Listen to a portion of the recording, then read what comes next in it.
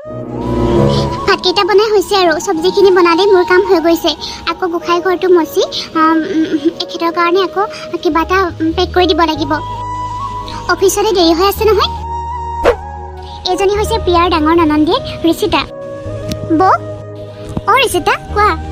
মই তোমাক কৈছিলোঁ নে নাই মই যে অফিচ যাব লাগিব? মোৰ কাপোৰবোৰ অকণমান ভালকৈ ধুবা বুলি। মোৰ অফিচৰ কাপোৰযোৰত কি ৰং লাগিলে? ধুলেও দেখোন নাযায়। মানে সেইটো চাহৰ দাগ আছিলে। মই দাগটো আঁতৰাবলৈ বহুত চেষ্টা কৰিলোঁ, কিন্তু নগ'লে জানানে। আৰু তুমি দেখোন জানাই বগা কাপোৰ হ'লে বেছিয়ে দাগ লাগে। তোমাক ঘৰত কি কৰিবলৈ ৰাখিছোঁ হা? মোৰ অফিচ কাপোৰযোৰত দাগ লগা বুলি গম পায়ো তুমি এনেকৈ আছা। আচলতে তুমি মোৰ কাপোৰযোৰ ভালকৈ ধোৱাই নাছিলা। সিহঁত দুইজনীয়ে কথা পাতি থাকোঁতেই প্ৰিয়াৰ দ্বিতীয় ননন্দীয়ে মধু আহিলে। মই সকলো জানো বৰ যে এইবোৰ বাহানা বুলি। মধু, তুমি এখন ভালকৈ কামো কৰিব নোৱাৰা। ৰাতিপুৱাৰ পৰা কিবা এটা খাবলৈ চিঞৰি আছো, নাই। তুমিতো সোনকালে উঠাব, কিন্তু তুমি কামবোৰ ভালকৈ কৰিব নোৱাৰা। ৰবা, মই এতিয়া মাক মাতি আছো। মা, মা। হ'ব দিয়া মধু, মইতো খাবলৈ কিবা আনিয়ে আছিলোঁ। মানে চাহ বনাব লৈছিলোঁ। ভাতকেইটা হৈছেই, তৰকাৰীখিনি বনালে হৈ গ'লহেঁতেন। অকলে অকলে সকলোবোৰ কৰিব লাগে জানা দেখোন তোমালোকে। মই বনাব আহোঁতেই ঋষিতা আহিলে আৰু কথা পাতিব লাগিলে, সেইকাৰণে মোৰ দেৰি হৈছে। এতিয়া মোক ধৰিব আহিছা বৌ? নিজে কাম এখন ভালকৈ কৰিব নোৱাৰা আৰু মোক ধৰা। মোৰ কাপোৰযোৰ চেচ কৰি পেলালা। অকণমানো সাধন বুলি কোৱা বস্তুটো নাই। একো এখন ভালকৈ কৰিব নোৱাৰে। তহঁত দুইজনীয়ে বোৱাৰীক কি কৈ আছোনো এনেকে? এনেকুৱানো কি কথা হ'ল হে? ইমান ৰাতিপুৱা ৰাতিপুৱা যে ঘৰখন ইমান হুলস্থুল কৰি আছো। মই ৰাতিপুৱা 7টা বজাৰ পৰা বৌক ভাত খুজি আছো। ৰাতিও মানে মই সোনকালে খালো, বহুত ভোক লাগিছে। আৰু বৌয়ে কথা পাতাত ব্যস্ত হৈ আছে। মইতো যাব লাগে অফিচ, দেৰি হৈ আছে মোৰ। কিমান বাৰ কৈছো বৌক সোনকালে উঠি পেলাই আমাক সময়মতে খোৱা বোৱাবোৰ যোগাৰ দিবলৈ। এতিয়াতো মই ভোকতে যাব লাগিব। মা, তোমাৰ কাৰণে বৰ বেছিকৈ উঠিছে। মোৰ অফিচৰ কাপোৰযোৰত দাগ লাগিছে। মই কেনেকৈ পিন্ধি যাওঁ এতিয়া, তুমি নিজে কোৱা। সেইটো কথাকে কৈ আছিলো। বৌ যে একো এখন কাম ভালকৈ কৰিব নোৱাৰে। মই এতিয়া কি পিন্ধি যাম তুমি কোৱা। মই এনেকুৱা লাগিছে মই যেন এই ঘৰখনকে এৰি পেলাই ক'ৰবাত যামগৈ। তই যদি সঁচাকৈ কাম বনবোৰ কৰিব নোৱাৰ তেতিয়াহ'লে কৰনো কিয়? মই কৰিব নোৱাৰো বুলি ক'লে হ'ল। নহয় মা, তেনেকুৱা কথা নহয়। মই ভাত আৰু চাহ দুইফালে বনাই আছিলোঁ আৰু তৰকাৰীখিনি বনালেই হৈ গ'ল হয়। তেনেতে ভণ্টি আহিলে আৰু মোৰ লগত কথা পাতিছিলে, তাতে ব্যস্ত হৈ যাব লগা হ'ল মা। মোৰ দুখন হাত মা, দুয়োখন হাত কামত ৰাখিছোঁ। দুয়োখন হাতে সকলোবোৰ কাম কৰি আছোঁ। তাৰপিছতো মই সকলোৰে কথা শুনিব লাগে। নিজৰ ধ্যান ৰাখিবই পাহৰি গ'লোঁ সেই ঘৰলৈ বিয়া হৈ অহাৰ পাছত। প্ৰিয়াৰ ননন্দীয়েক কেইজনীয়ে প্ৰিয়াক বহুত কথা শুনায় আৰু শাহুৱেকৰ পৰাও কথা শুনাই থাকে। মই দেউতাৰ লগত বাহিৰতে বহি আছো, চাহ লৈ মোলে। সঁচাকৈ নিজৰ মা দেউতাৰ ঘৰখনৰ নিচিনা একো হ'ব নোৱাৰে। এইখন ঘৰত ৰাতিপুৱাৰ পৰা ৰাতিলৈকে চাকৰৰ দৰে কাম কৰি থাকিলেও কাৰোৰ পৰা এষাৰ ভাল মাত নাপাওঁ।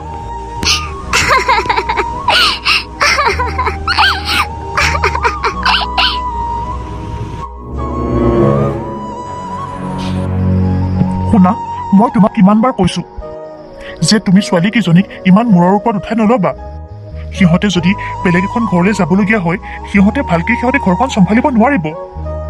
সিহঁতে খালি হুকুম চলাবহে পাৰে, নিজে একো কৰিব নোৱাৰে। বৌয়েকক যে সিহঁতে ইমান দম দিয়ে, সিহঁতেতো বৌয়েকক এখন দুখন কামত সহায় কৰি দিব পাৰে।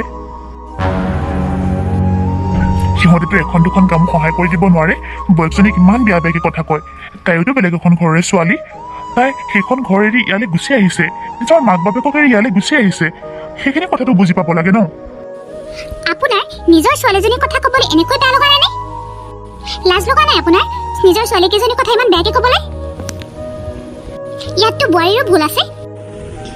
যদি সিহঁতৰ কাপোৰকেইটা সময়মতে ধুই পেলাই দিলে হয় তাইতো ইমান কথা শুনিবলগীয়া নহ'ল হয়।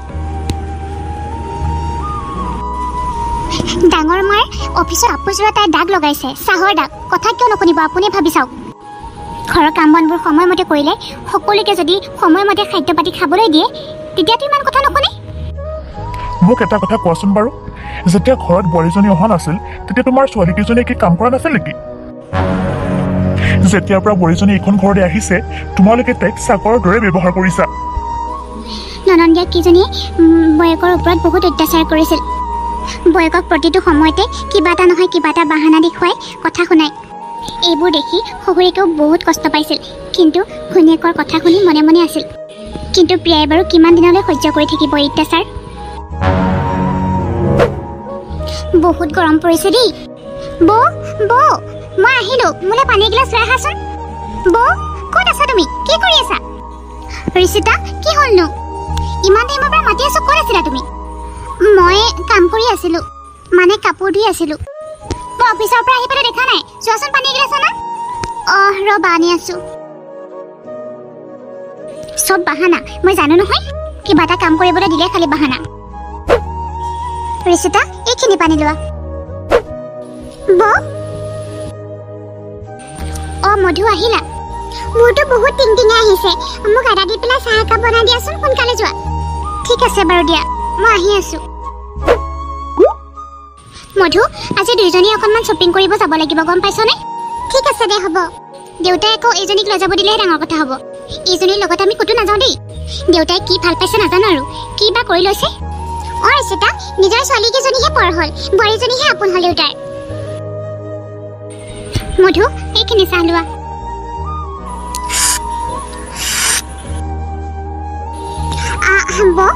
বেয়া নোপোৱা যদি কাম এটা কৰিবা নেকি? কি কাম? মোৰ মানে বৰকে পাস্তা খাবলৈ মন গৈ আছে। তুমি প্লিজ মোৰ কাৰণে পাস্তা অলপমান বনাই দিয়াচোন। তাইৰ কাৰণে যদি পাস্তা বনোৱা, মোৰ কাৰণেও মেগী বনাবা। কিন্তু এতিয়া দেখোন মই সকলোৰে কাৰণে ভাত বনাব লাগে। যদি ভাত খাবলৈ অকণমানো দেৰি হয়, মায়ে মোক বহুত খং কৰিব জানানে তোমালোকে।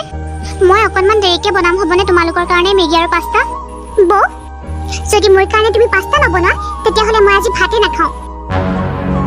আৰু বৌ, তুমিও যদি মোৰ কাৰণে মেগী নবনোৱা, ময়ো ৰাতিৰ ভাত নাখাওঁ। মধু আৰু ভণ্টিয়ে যদি একো নাখায়, তেতিয়াহ'লে মই কথা শুনিব লাগিব। নাই, মই আগতীয়াকৈ মেগী আৰু পাস্তাখিনি বনাই দিওঁ, তাৰপিছত লাগিলে ভাত বনাম আৰু। মা, আহক, ভাত দিছো। মই নাখাওঁ ভাত। কিন্তু কিয় মা? টাইম কেইটা বাজিলে? কেইটানো বাজিলে? 9:20হে হৈছে। 9টাতকৈ মই 5 মিনিট দেৰি হ'লেও নাখাওঁ। তই বহুত এলেহুৱা হৈ গৈ আছ দেই। মা, একদম চুপ থাক। আজি তই জানি শুনি ভুল কৰিছ। 9টা বজাত মই ভাত খাওঁ বুলি জানিও তই ইমান দেৰি কৰিছ। এতিয়া মই চব বুজি পাইছো, তই এইবোৰ চব জানি বুজি কৰি আছ। তই ঘৰত কাজিয়া বিচাৰ। তই কি বুলি ভাবিছ হা? মই তোক বেলেগ কৰি দিম। তাকেই তোমা, এতিয়া ইমান ৰাতি হ'ল, এতিয়াও ভাত দিয়া নাই। বৌটো জানেই ন তুমি যে 9টা বজাতে ভাত খোৱা। তাকেইতো, কাম ভালকে নকৰে বুলি ক'লে দেউতাই আকৌ আমাকে গালি পাৰে। দেখিলা নহয় দেউতা, মইতো তোমাক আগতে কৈছিলো মা, এই গাঁৱলীয়া ভূতজনীক আমাৰ ঘৰৰ বোৱাৰী কৰিব নালাগে। কিন্তু তুমি জানো আমাৰ কথা শুনিছিলা?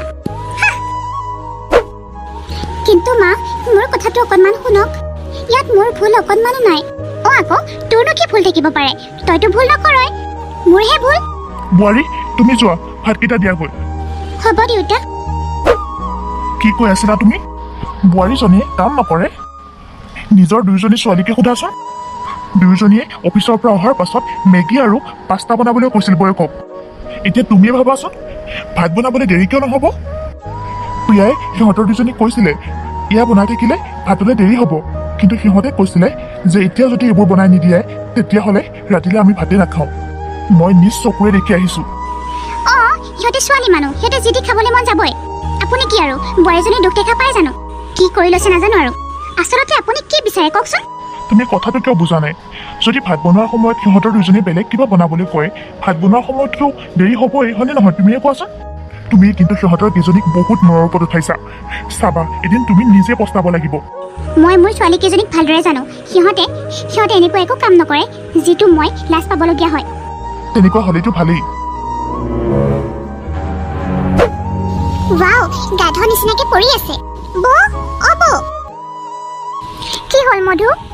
ৰাতিপুৱা 8টা বাজিলে, গম পাইছানে তুমি? উঠি পেলাই গা পা ধোৱাহি।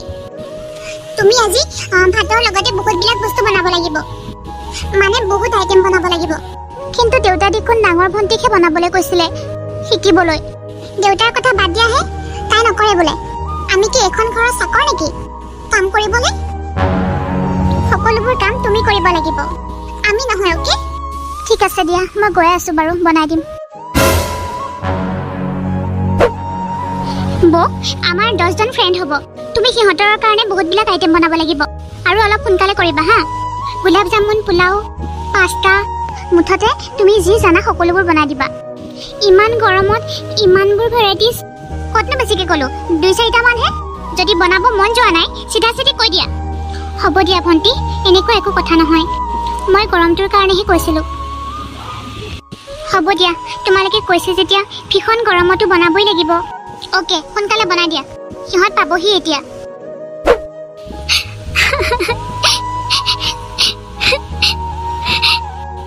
ৰিয়াজ তুমি কেতিয়া আহিবা তুমি নাথাকিলে এই ঘৰখন কিবা অচিনাকি লাগে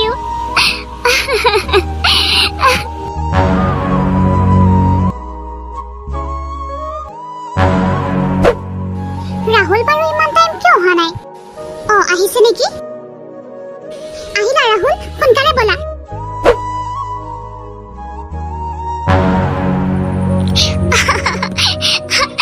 আৰে মোৰ পুতা কপা কি হ'ল এইবোৰ মই তাইক বেছিকৈ মূৰৰ ওপৰত উঠাই ললো আগতে যদি তাইক মই শাসন কৰিলোহেঁতেন আজি হয়তো মই গোটেই চুবুৰীৰ আগতে অসন্মানী হ'বলগীয়া নহ'লহেঁতেন মোৰ নাক কাণ সকলো খেদিলে মা মই আপোনাক প্ৰথমতেই কৈছিলোঁ যে মধুক কোনোবাই ৰাতি দেৰিকে থ'বলৈও আহে আৰু লৈ যাবলৈও আহে আৰু আপুনি মোৰ কথা নুশুনিলে ওলোটাকৈ মোকহে আপুনি কথা শুনাইছিলে আৰু আপুনি তেনেকৈ কোৱাৰ কাৰণে তাই বেছিহে ভাল পাইছিলে তয়ো কালিৰ পৰা অফিচ যাব নালাগে তোৰ বিয়াখনো মই অতি সোনকালে পাতি দিম তহঁত দুইজনীক মই ছাপোৰ্ট কৰি মূৰৰ ওপৰত বেছিকৈ উঠাইছিলোঁ মই কেতিয়াও বোৱাৰীজনীক দুখ বুজি নাপালোঁ তহঁতৰ দুইজনীক নিজৰ ছোৱালী বুলি কিমান মৰম চেনেহ কৰিছিলোঁ মোৰ মৰমৰ তহঁতে লাভ উঠাইছ মা প্লিজ এনেকৈ নকবা মই কৈছিলোঁ নে নাই তোমাক এদিন হ'লেও তুমি পস্তাবা যে নিজৰ ছোৱালী কেইজনীক ইমান এৰি দিব নালাগে শাসন কৰা বুলি তেতিয়া তুমি কৈছিলা সিহঁত দুইজনী ঘৰৰে ছোৱালী ঘৰৰ সকলোবিলাক কামেই বোৱাৰীৰ হাতেৰে কৰোৱাইছিলা কাৰণ বোৱাৰীজনী তোমাৰ ছোৱালী নহয় হয়নে নহয় গোটেই কেইজনীয়ে যদি লগে ভাগে কামবোৰ কৰিলে হয় বহুত কথা বুজিও পালে হয় যি হৈছে তোমাৰ কাৰণে হৈছে এতিয়া লাজ পোৱা তুমি লাজ পোৱাৰে যোগ্য মা দেউতা ইয়াত মধুৰহে দুখ মধুহে পলাই গৈছে মইতো যোৱা নাই মোক আপোনালোকে কিয় এনেকৈ কথা শুনাই আছে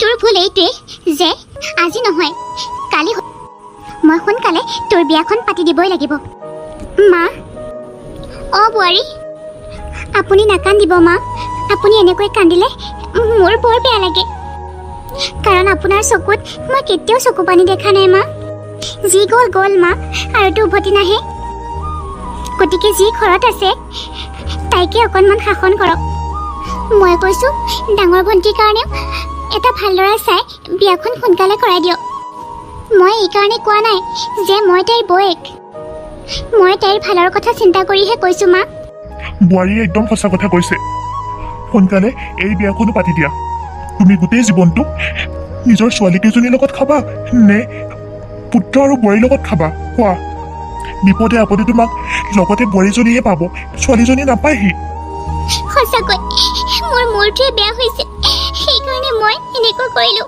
আৰু বোৱাৰীজনীকো ইমান কষ্ট দিলোঁ মোক ক্ষমা কৰি দিবি মোক আজিহে বুজিছোঁ নিজৰ বাহিৰে বেলেগৰ কথাও অকণমান শুনিব লাগে হ'ব মা মই আপোনাৰ কথা একো ধৰি থকা নাই আৰু মই আপোনাক সদায় নিজৰ মা বুলি ভাবোঁ কাৰণ মোৰ মা নাই আৰু আজি আপুনি সকলোবিলাক অন্তৰৰ পৰাই বুজি পাইছে ইয়াতকৈ মোক আৰু একো নালাগে মা দেখিছা আমাৰ বোৱাৰী কিমান ভাল দেখিছোঁ বৌ পাৰিলে তুমিও আমাক ক্ষমা কৰি দিবা তোমাক আমি বহুত কথা শুনাইছিলোঁ হকে নহকে হ'ব ডাঙৰ ভণ্টি মই একো ধৰি থকা নাই আজিহে আমাৰ ঘৰখন ঘৰ লাগিছে আৰু আজিৰ পৰা সকলোৱে মিলিজুলি চলিলেই হ'ল আৰু ৰিয়াজে ফোন কৰিছিলে আহি আছে বোলে সঁচা দেউতা সঁচা আকৌ